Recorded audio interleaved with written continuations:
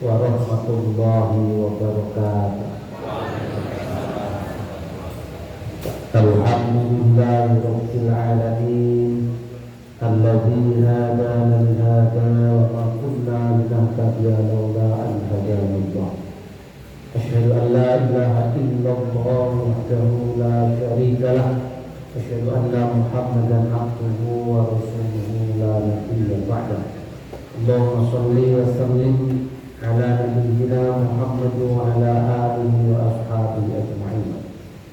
Wa qala Allah ta'ala fi kitabihil karim, a'udzu billahi minasy syaithanir rajim. Laqad kana li sab'in fi maskanihim ayat, jannatani an yamini washimal, kulu min rizqi rabbikum washkuru lahu baldatun tayyibatun wa rabbun ghafur. Sadaqallahu alazim. Kepada matur rasanipun para sepuh, para alim, para ulama, para sedaya ibu bapak jamaah pengawasan malam Selasa Kliwon. Ini masih 11 sekali ya Pak ya.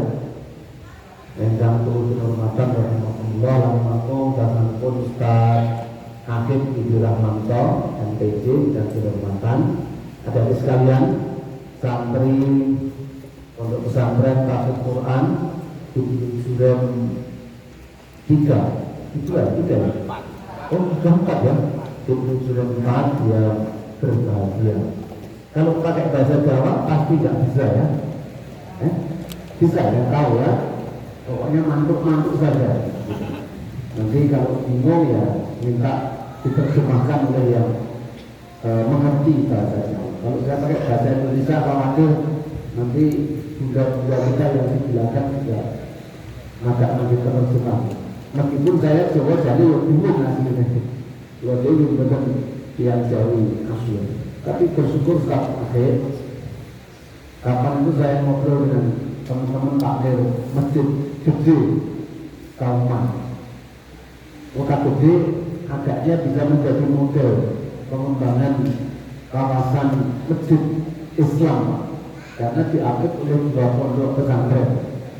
Yang dulu kan asalnya masjidnya begitu ya, pusat pengembangan Islam itu berpusat di masjid-masjid besar di Kota Gede dan Kauman. Tapi Kauman belum muncul, tanda-tanda itu belum kelihatan. Kota Gede kita punya ini dan utara masjid itu ya sudah dimulai ya. Oh yang negeri ya, yang putra dan putri luar biasa. Dan bagian dari ikhtiar kita untuk mengembalikan kejayaan Islam dimulai dari Yogyakarta, khususnya Kota Gede dan Kauman. Karena memang kerajaan Mataram Islam itu ya di sini ini mestinya, dan tokoh agama kemudian yang diangkat menjadi menteri agama yang pertama di Indonesia atau sebutnya itu Gede. Sinten Bu? Profesor Rasyidi ya, Rasyidi. Nah, Bu Ahmad betul gitu. Ahmad Rasyidi. Itu ada dokumen pusatnya, ada aulanya Pak. Gedungnya itu ada. Karena memang beliau benar-benar sebagai Menteri Agama yang pertama di Indonesia. Nah, meski kemudian belakangan Kementerian Agama katanya hadiah untuk ormas tertentu yang juga dengan ormasnya Pak Rasyidi. Itu lupa sejarah itu. Ya, itu lupa dengan sejarah. Bukan, ini milik bersama umat Islam, bahkan umat yang lain, karena Menteri Agama termasuk mewakili agama-agama yang bukan Islam. Bahkan Menteri Agamanya yang pertama berasal dari kita, dari Kota Gede ini. Mudah-mudahan bagian dari ikhtiar kita bersama untuk membangun kembali kejayaan Islam. Terus saya kami menurut, ini temanya waktu ada nih, akhirnya mulai mensyukuri nikmat kemerdekaan. Ini ada serius ya. Jadi kalau itu jatuhnya Pak Wali Kota Malang ya. Bila ini kan dijual lebih ya. Jadi mungkin dan tahun apa ganti ya? Dan tahu. Tak orang jam selikur itu, jadi jam songo itu pun diundang dia. Teman-teman PRN, kumpul ngopi. Biasanya aku tak suran, Pak Agil pengunjung namanya. Jadi model baru PRN ngobrolnya rapatnya destinasi ngafe lah, ini ngopi. Karena ada satu pengurus kita yang suka warung ngopi di depan penjualan Pak. Tapi kamu larisi sebelum biasa. Rasulullah Rahimahullah ini mensyukuri nikmat kemerdekaan kan ya? Pertanyaannya, apakah kita ini sudah benar-benar merdeka?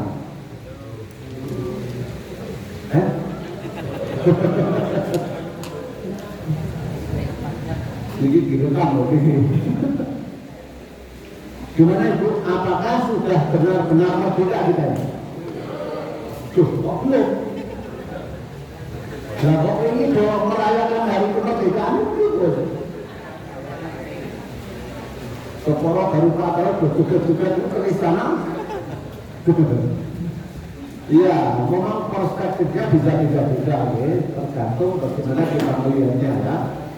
Kalau secara politik kita ini sudah merdeka dari penjajahan negara lain ya, Belanda, Inggris, Portugis, ya, Jepang gitu.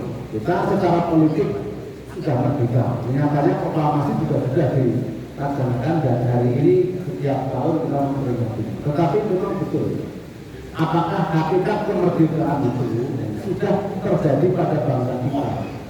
Nah, menikah yang begini kedah mawas diri, kedah informasi, kita terus memperjuangkan hakikat kemerdekaan itu tidak berhenti. Muhammadiyah menikah dalam hal berbangsa dan bernegara, putusan Muktamar yang keberapa Pak ya? Tentang Darul Ahdi Wasyahadah. Pernah dengar Pak? Darul Ahdi Wasyahadah itu Muktamar 2015 di Makassar. Karena waktu itu ramai sekali tentang negara Indonesia itu mestinya menjadi negara Islam. Kalau soal asas tunggal Pancasila sudah ramainya sejak tahun 80-an ya. Bahkan di Muhammadiyah pun juga sempat terjadi perdebatan apakah menerima Pancasila sebagai asas tunggal atau tidak. Tapi muktamar kita terakhir di Makassar tentang perdebatan seputar negara kita itu berlandaskan Islam atau Pancasila, keputusannya sudah sangat jelas. Muhammadiyah mengambil sikap Indonesia sebagai Darul Ahdi Wasyahadah. Ada pernah dengar nih istilahnya? Dapat mata pelajaran Ismuka, dapat ya? Dapat dapat. Islam dan Muhammadiyah dapat ya? Dapat ya.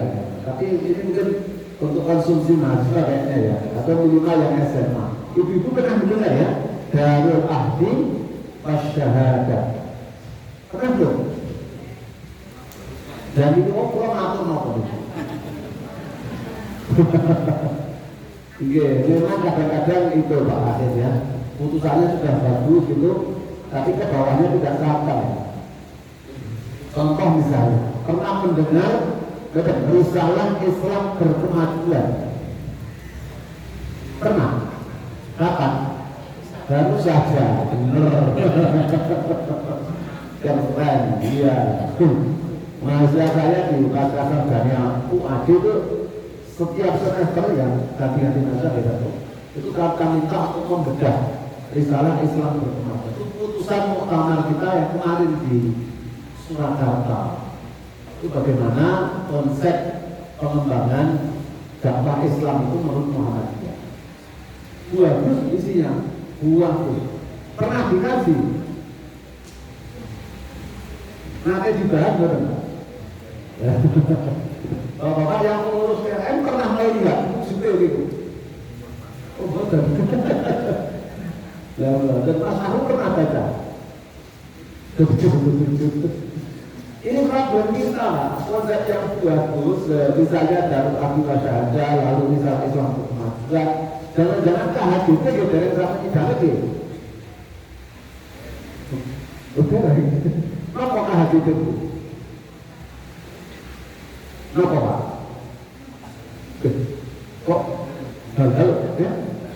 Kalender Hijriah global tunggal. Kalender Hijriah global tunggal. Berapa? Nah ini hal baru yang mengawang-awang ya di Rosana atau di mana Jalan Kiamat Dalam ya tahun ternyata belum sampai di Kota Gede informasinya. Nah memang jalan dikasih ya di pengajaran atau pimpinan ya itu harus sudah menjadi yang dibahas. Kami memang di PWR juga mencoba mencari cara Pak Asyik bagaimana pendekatan yang paling praktis sehingga bisa diterima oleh masyarakat level di ranting atau bahkan pengajar umum sekalipun. Nah jadi Darul Ahdi wa Syahadah itu Muhammadiyah mengakui Bapak sekalian, nah Indonesia ini pun didirikan oleh para pendiri bangsa ini berdasarkan kesepakatan atas dasar Pancasila. Jadi sudah final Pancasila itu. Sehingga kita tidak perlu lagi mengutak-atik bagaimana Indonesia itu menjadi negara Islam. Kita ini bukan negara agama. Jadi Indonesia itu berdasarkan Pancasila itu sudah selesai, sudah final. Muhammadiyah mengakui itu.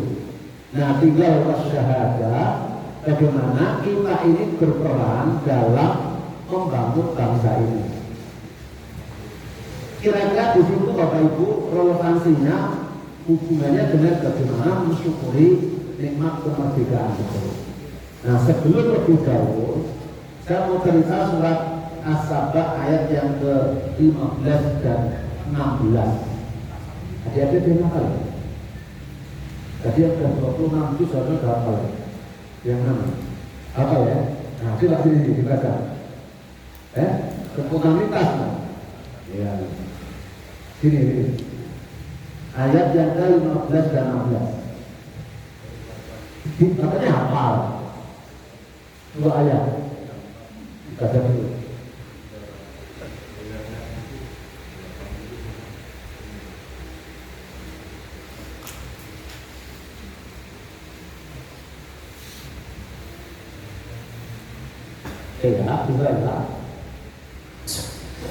أعوذ بالله من الشيطان الرجيم بسم الله الرحمن الرحيم لقد كان لسبإ في مسكنهم آية جنتان عن يمين وشمال كلوا من رزق ربكم واشكروا له بلدة طيبة ورب غفور فأعرضوا فأرسلنا عليهم سيل العرم وبدلناهم بجنتين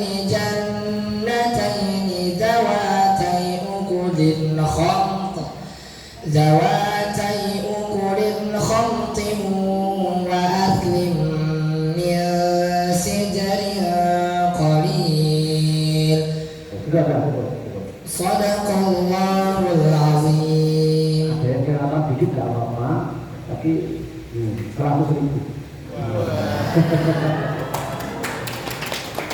Jadi kan ibu-ibu yang berani maju 200.000. Gandeng santri 100.000 ya. Terima kasih ya. Ada yang lengkap tadi ya dua kalimat yang tidak apa-apa. Jadi wakafnya masjid dan tanah ini luar biasa. Setiap kali saya beberapa tanya itu ya, itu hafalannya sudah bagus-bagus. Sudah lantai 3 Pak Adib mestinya lebih mudah lagi nanti akan selesai. Karena wakaf Bapak itu akan sangat bermanfaat untuk generasi. Luar biasa, alhamdulillah. Dari Makassar, gimana? Sulawesi Selatan, ya. Terima kasih. Jadi Bapak Ibu, 15-16 ini dari surat As-Saba cerita tentang kahanan kaum Sabah. Kaum sahabat itu umatnya Nabi siapa? Sulaiman. Mereka yang hidup pada zaman Nabi Sulaiman. Sulaiman itu tinggalnya di juga bagian utara.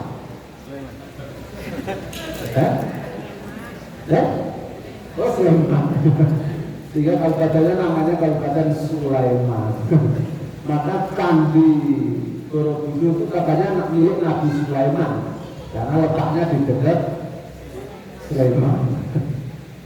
Kalau itu yang teman-teman rahmatullah, kaum Sabah ini kaum yang sangat dimuliakan oleh Allah karena sumber rezekinya luar biasa. Digambarkan dengan mereka mendapatkan sumber penghidupan dari kebun-kebun yang luar biasa. Tumbuh di kanan kiri itu gambaran kemakmuran, Bapak. Jadi negara yang oleh Allah diberikan rezeki dari sumber pertanian yang sangat subur. Mereka punya bendungan yang sangat besar dan bisa menampung jumlah air yang banyak sehingga mencukupi untuk kebutuhan pengairan tanaman-tanaman ketika itu. Maka digambarkan negeri itu dengan istilah baldatun thayyibatun wa rabbun ghafur. Ini di Muhammadiyah juga sangat populer ya di ayat ini. Istilah baldatun thayyibatun wa rabbun ghafur. Jadi Darul Ahdi wa Syahadah itu salah satu rujukannya adalah gambaran negeri Sabah, negara Sabah, negara yang subur makmur ya, berkecukupan, berkelimpahan bahkan, dan karena ketaatannya itu maka dia mendapat ampunan dari Allah. Jadi kaum Sabah itu berarti kaum yang sangat diberkahi oleh Allah karena sumber penghidupannya melimpah-limpah, terutama dari sumber-sumber pertanian. Jadi tanahnya menjadi tanah yang sangat subur. Jadi baldatun thayyibatun, negara yang baik itu adalah negara yang makmur sekalian. Negara yang berkecukupan rakyatnya sehingga tidak ada rakyatnya yang miskin karena keberlimpahan sumber rezeki yang ada di dalamnya. Nah atas ketaatan itu maka Allah Tuhannya menjadi Allah yang maha ghafur, Allah yang maha mengampuni. Tetapi kaum Sabah itu akhirnya lama-kelamaan karena kekayaan yang luar biasa itu justru membuatnya menjadi kufur. Jadi yang mengadu subyuku, agung kepikiran kadang-kadang ada marahnya gawe lali. Orang itu jadi gampang jatuh kadang-kadang bukan karena kita sedang miskin atau sedang sulit, sedang di bawah ya. Justru ketika sedang kaya, ketika sedang ada di atas posisinya itu kadang-kadang malah lalai. Kaum Sabah juga begitu. Negeri yang kaya, rakyatnya sangat sejahtera, pertaniannya berlimpah-limpah, daerahnya sangat subur, tetapi justru karena itu membuat mereka adalah lalai.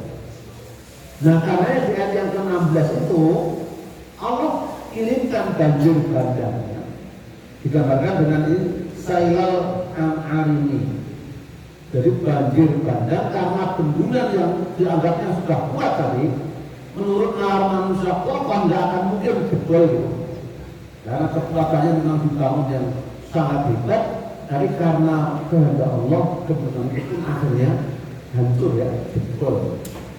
Nah banjir bandang terjadi, kemudian digambarkan dengan batu-batuan, kerikil, pasir yang ada di bendungan semuanya meluap, menghabisi seluruh kebun-kebun yang sangat subur tadi, tanah-tanah yang subur akhirnya menjadi tandus karena tertutup material-material seperti pasir, bebatuan, kerikil dan sebagainya sehingga tidak bisa ditanami kembali. Nah ini Bapak Ibu sekalian gambaran kaum Sabah yang diuji oleh Allah dengan berbagai anugerah yang luar biasa, tetapi tidak mau bersyukur. Justru karena keberlimpahan itu membuatnya menjadi kufur. Nah, alhamdulillah ini ada pertanyaannya, bagaimana dengan Indonesia? Tribun kira-kira. Kan ada waktu itu gimana itu? Orang bilang tanah kita tanah surga, Meskipun tongkat kayu dan batu jadi tanaman, orang bilang tanah kita tanah surga. Tongkat kayu dan batu jadi tanaman. Betul itu ya. Ini ada nggak paham nih lagu ini. Kalau yang paham lagu ini berarti orang tua. Mas Fahruk paling nggak paham ya, karena masih anak muda. Jadi gambaran kesuburan yang ada di Indonesia loh, luar biasa ya. Sesungguhnya kawasan kita itu ya, Indonesia yang luar dari Sabang sampai Merauke itu mana kawasan yang tandus? Ya ada di beberapa daerah ya.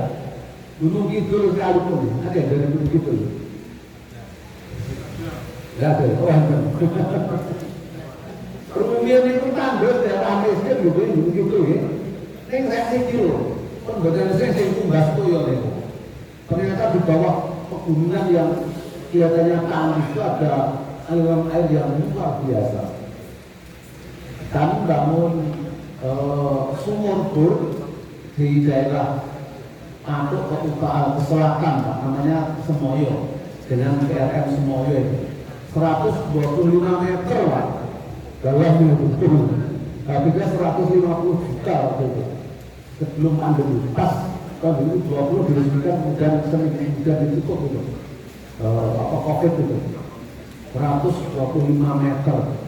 Ketemu sumber air besar sampai hari ini nggak kering. Dan kami serahkan ke PLN Semoyo, bisa menjadi itu satu kampung di kawasan Semoyo, sekarang menjadi asetnya, menjadi kekayaannya PLN Semoyo. Jadi memang ternyata subur luar biasa itu. Ya, sehingga dulu disebut daerah miskin, sekarang nggak miskin lagi ya. Kayaknya bergeser ke barat. Jogja yang miskin itu paling miskin karena sekarang malah Kulon Progo. Sekarang nggak juga Kulon Progo, mestinya malah menjadi kawasan yang paling kaya karena punya bandara internasional yang asetnya nilainya lebih dari 10 triliun. Coba keren kan? Kira kita dereng lampas sedoyo ya, aktivitas di bandara itu kok paketnya sejauh semalam 45 penerbangan kok sekarang baru 60% ya. Ini sehingga banyak kios-kios di dalam yang nggak buka juga gitu ya. Bahkan hasil bandara belum semuanya berani dihidupkan. Ya karena faktor ekonomi kita juga belum pulih sepenuhnya karena pandemi itu. Bapak Ibu, kawasan daerah kita yang subur makmur seperti ini kan mestinya masyarakatnya tidak boleh miskin. Aneh zaman dulu itu Pak, yang dulu daerah transmigrasi itu ya. Orang itu pada bertani Pak, bertani ya padi, nanam padi, nandur ya, kantor, betul itu. Yang sing didahar itu, kalau daerah kita itu timbul Pak. Timbul itu, jadi nanam kantor, yang sing didahar itu timbul. Coba, cuma punya salah. Saya itu makan nasi dalam bentuk nasi saya ini nasi kering Pak akhir. Jadi merasakan enaknya makan nasi itu di sini. Pak nasi di sana sampai SMA itu nasi putih itu mau digoreng iwul itu. Itu terbawa dari pasukan dibawa ke sana. Bukan itu sebenarnya karena miskin. Ya karena miskin. Jadi tanam padi itu setahun bisa sekali saja. Karena nggak ada irigasi gitu, terus padinya yang tinggi gitu, terus biasanya itu dijual untuk kebutuhan yang lain ya, yang dikonsumsi 10.000. Nah, rekim putih, kalau mau kader mereka. Nah, tapi sekarang sudah mulai banyak berkembang ya. Nah, tapi masalahnya bagus sekalian, Indonesia yang kaya kader itu jangan-jangan sing sugih sih. Kalau ada 100 orang kaya di Indonesia, itu saya muslim ada benar. Kalau ada 100 orang terkaya di Indonesia, saya muslim ada benar. Enten. 100 orang terkaya di Indonesia yang muslim ada terus sekalian, tapi kasusnya jadi kiai kok kecil. Pak Ujang dereng rodok. Kau jangan, enggak ini Pak Udan derek lebet itu, apa betul ini dia? Betul. Jadi seorang. Kalau itu diperas lagi pada sekalian, 10 orang terkaya di Indonesia, kemudian ada dengan buatan enten, nanti boleh menambah sedoso, itu benar Pak yang muslim. Yang 100 besar kita mungkin ada 2 atau 3 orang yang terkaya di Indonesia. Salah siapa ya Pak? Tahu ya sekarang. Kalau tahun lalu sih yang pemilik pabrik, salah satunya pemilik pabrik rokok atau sekalian. Jadi orang yang paling kaya di Indonesia itu asetnya lebih dari 350 triliun. Kalau paling bayangin itu berhitung itu. Dan salahnya yang memiliki pabrik rokok itu yang membuat saya hari ini tidak mau rokok. Salah satunya karena faktor itu. Kalau kita ingin merokok, apalagi maaf orang miskin merokok berarti nyugege wong sugih. Jadi semua anaknya wong sugih itu ambas itu jadinya kita ini. Apalagi kalau saya merokok orang miskin ya, itu kalau mungkin nggak adil Pak di situ. Nah, Milo Prostoyo Muhammadiyah kemarin memutuskan untuk berikhtiar masuk ke pengelolaan tambang itu, dan jadi inginnya ke sana salah satunya ya supaya bumi, air dan kekayaan alam yang ada di dalamnya itu kita ikut mengelola Pak, dan digunakan sebesar-besarnya untuk kepentingan rakyat, tidak dikuasai oleh sebagian orang. Mungkin ini yang ditutup di bawah barang merdeka sak temennya. Nah ini kita belum merdeka yang sesungguhnya karena memang kekayaan yang ada di Indonesia ini tidak bisa sepenuhnya atau belum bisa sepenuhnya dikelola oleh kita sendiri. Gokil sekalian ya. Karenanya dulu kita juga memberi catatan Pak Hakim untuk pengelolaan tambang di Muhammadiyah itu. Bagaimana kalau Muhammadiyah atau ormas yang lain mengelola tambang, hasilnya bisa untuk umat, tetapi reklamasi lahan itu dilakukan dengan baik sehingga masyarakat di lingkungan tambang tidak menderita.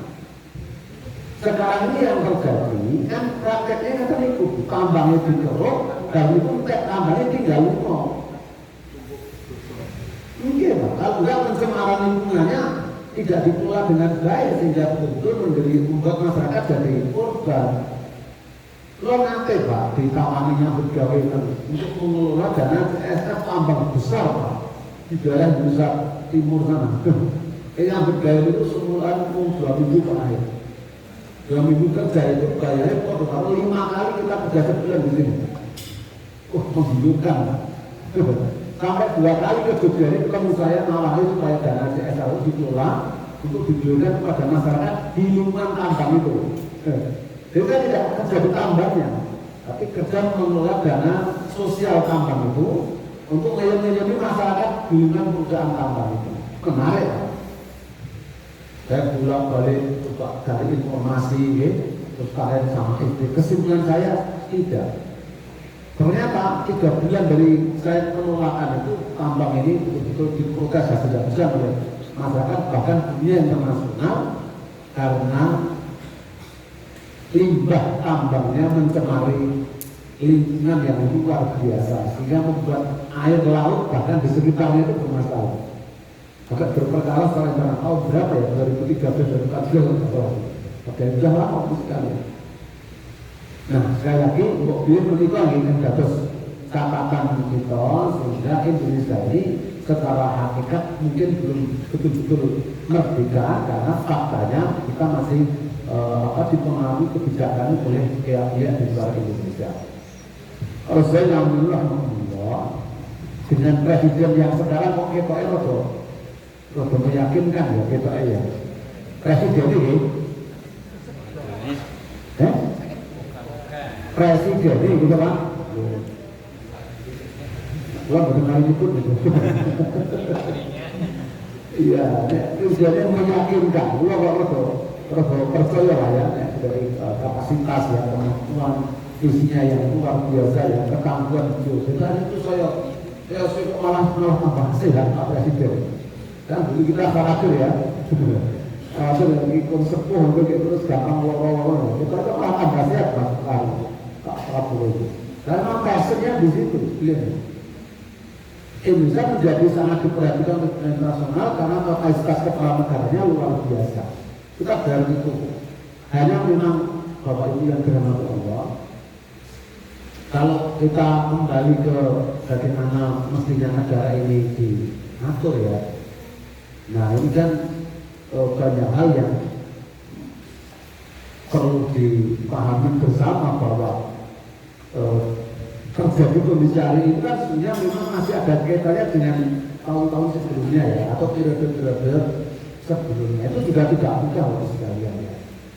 Yang lagi ramai misalnya kasus haji ya. Sudah berapa menteri agama yang berurusan dengan haji ya?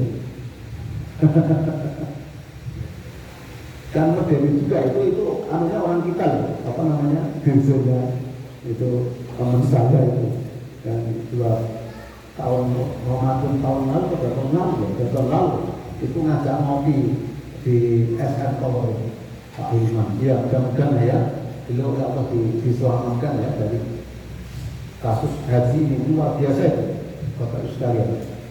Nah oleh karena itu harapan kita tentu ya terhadap kemerdekaan ini ya betul-betul bisa membawa perubahan yang lebih baik terhadap kehidupan berbangsa dan bernegara. Coba simak misalnya surat Al-A'raf ayat yang ke-96. Ini banyak yang hafal ini ayat umum ini. Ibu-ibu ada yang hafal? Ini ibu-ibu ini 100. Nah santri pada hafal ini mesti ini. Halo ibu-ibu, jangan buka handphone. Walau ana ahlal qura amanu wattaqau la fatahna alaihim barakatin minas samai wal ard walakin kadzabu fa akhadnahum bima kanu yakdzibun. Jadi walau ana ahlal qura amanu, kuncinya bagi sekalian supaya Allah fatahna alaihim barakatin minas samai wal ard, Allah buka keberkahan di negara itu syaratnya 2. Amanu wattaqau. Tapi sempat saya coba cari referensi ya, ini sesungguhnya kemana sih arah ayat ini? Ini ayat politik Pak gitu. Ayat politik, ayat pemerintahan yang saya setuju dengan Pak Jazir, mestinya masjid itu boleh atau bahkan wajib hukumnya juga mempelajari ayat-ayat politik Pak, seperti Al-A'raf 96 ini. Yang tidak boleh adalah masjid digunakan untuk kegiatan politik. Contohnya misalnya itu tidak boleh, saya setuju. Ini masjid mengkaji ayat politik itu sama pentingnya masjid mengkaji ayat ekonomi, ayat sosial, ayat kebudayaan atau ayat-ayat yang lain. Maka penulisan tafsir At-Tantir pimpinan pusat Muhammadiyah itu melibatkan pakar politik dalam hal ketemu dengan ayat politik.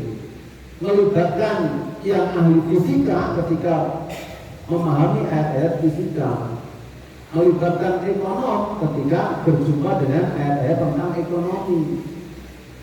Saya ikut menulis tafsir At-Tanwir itu terutama ayat-ayat ekonomi, gitu. Kita memberi kontribusi, kemudian nanti diseminarkan ya di kolegium ya didiskusikan bareng-bareng itu, akan bahasa muncul, akan pikir muncul bersatu gitu untuk mencari rumusan yang terbaik akhirnya. Tapi semua awalnya itu dari mereka yang memiliki latar belakang keilmuan yang cocok dengan ayat itu.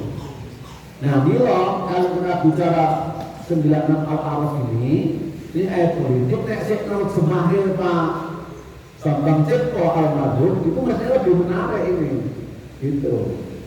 Karena ayatnya berkait dengan anak al-Quran.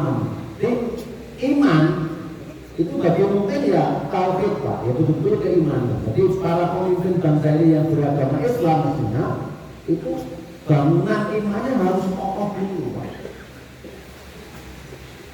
Nah supaya dia tidak mudah tergoda dengan berbagai problem kehidupan di dunia ini Pak. Seperti tadi misalnya Menteri Agama yang mengurusi agama saja ternyata harus tersandung dengan masalah persoalan korupsi misalnya. Karena alhamdulillah ya yang mengurusi agama saja itu Apakah itu cerminan iman yang masih lemah ya Allah a'lam. Tapi karena perilaku itu wujud dari keimanan Bapak sekalian, mungkin jadi ada benarnya, ada tarik garis lurusnya juga mungkin ketemu di situ. Nah keimanan yang kedua Bapak sekalian itu keyakinan bahwa Indonesia ini mampu berdiri sendiri tanpa harus ada campur tangan yang terlalu dalam dari pihak eksternal. Jadi pemimpin ini mestinya punya keyakinan tinggi terhadap bangsanya sendiri untuk bisa berdikari. Nah ini yang jadi problem Bapak sekalian ketika kita sudah banyak disetir oleh pihak lain. Karena penelitian ini Pak Adit ya, di Indonesia ini atau bahkan di negara-negara yang sedang berkembang ini dunia ketiga, tidak pernah ada naik turunnya pemimpin bangsa ini tanpa campur tangan pihak lain. Coba Bapak sekalian, negara mana yang bisa bebas dari Amerika Pak misalnya? Lebih sama. Sekarang yang menguasai dunia malah Cina misalnya. Nah Cina itu head to head yang bisa bertemu dengan Amerika itu luar biasa, ya gitu. Dulu dengan Rusia sudah pecah jadi banyak negara-negara bagian kecil, negara-negara kecil. Sekarang yang berani dengan Amerika itu ya Cina. Maka ketika Amerika menaikkan tarif barang masuk, Cina ya ditipukan, enggak kayak gede. Indonesia enggak berani Pak. Kita mau ngirim utusan ke sana untuk negosiasi, ya supaya tarifnya bisa diturunkan. Nah, perannya luar biasa budayanya Amerika itu. Sehingga keyakinan akan kekuatan bangsa sendiri kita ini masih lemah sekali. Padahal seluruh potensi itu sebenarnya ada di bangsa kita. Dan itu boleh jadi tidak dimiliki oleh bangsa lain. Misalnya kekayaan alam yang melimpah-limpahkan di Indonesia belum sepenuhnya mampu kita kelola sendiri. Maka ini juga ya Menteri Ristek yang baru ini Pak Profesor Brian kan Ketua PCM di Bandung ya, atau daerahnya itu Pak Bandung itu. Pernah begitu ke UAD itu, pernah selama Ramadan di UAD tahun lalu kemarin ini. Nah itu betul-betul bagaimana Muslim ini, hanya anak yang ada di sekarang itu belajar teknologi yang baik ya, supaya nanti mampu mengelola alam dengan sendirinya, tidak tergantung dengan ketergantungan dengan teknologi pihak eksternal, pihak negara lain. Maka sekarang didorong bahwa anak kita itu memang belajar agama penting ya, ada di Islam ya, belajar agama menghafal Quran itu penting. Tapi nanti yang punya bakat teknologi, punya di teknologi, landasannya Al-Quran itu menjadi semakin hebat belajar teknologinya. Nah sehingga teknologi digunakan, penguasaannya digunakan untuk kemakmuran bangsa. Saya kira luar biasa itu. Kalau ada di sekolah nanti didorong untuk belajar lebih jauh. Ada yang mendalami agama karena Quran yang bagus, ada yang mendalami teknologi atas dasar agama. Nah ini anak itu di situ. Nah sementara takwa itu tata kelola. Setelah punya landasan yang kuat, maka dibutuhkan tata kelola yang baik. Negara kita ini dari si aturan, ada kasusnya pun model tersingkiran. Mau pengangkiran aturan di Indonesia, ya mungkin ada lah ya satu dua karena perkembangannya terus saja terjadi.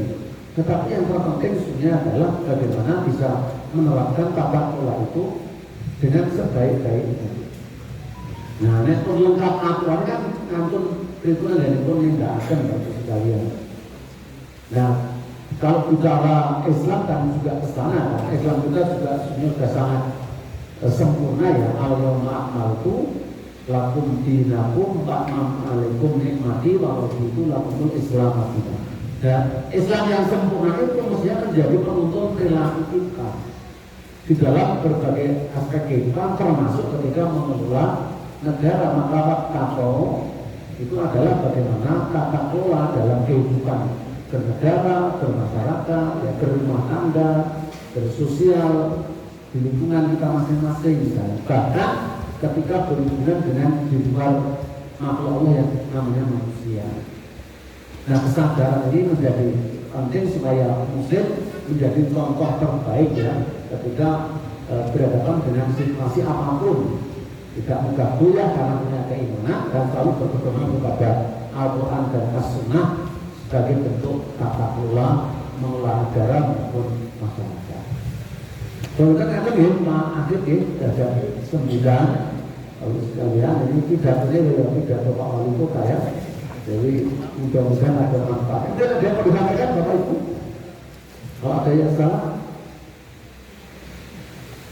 kita tidak ingin bentuk ayat tadi ya, walakin kadzabu fa'akhadnahum bima kanu yaksibun. Nah, karena kekafiran kita, kekufuran kita, Allah menghadap kita karena perilaku kita. Mudah-mudahan Indonesia dijauhkan dari itu. Sebaliknya kita semua beriman dan bertakwa sehingga mendapatkan keberkahan dari Allah Subhanahu wa taala. Kiranya pun yang diberikan panggilan nasrul minallah wa fathun qarib wa basyiril mu'minin. Assalamualaikum warahmatullahi wabarakatuh.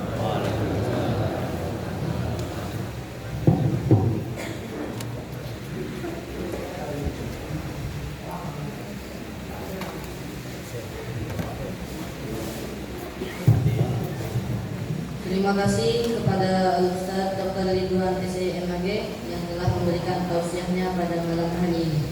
Memasuki acara kelima yakni pengumuman. Alhamdulillah infak terkumpul pada hari Senin tanggal 25 Agustus 2025 terkumpul sebanyak 404.500 rupiah. Alhamdulillahirabbil alamin. Memasuki acara yang terakhir yakni penutup. Mungkin sekian acara pada malam hari ini. Kami selaku MC mohon undur diri. Faman kana min haqqin famin Allah Wa ma kana min khata'in famin nafsi. Assalamualaikum warahmatullahi wabarakatuh.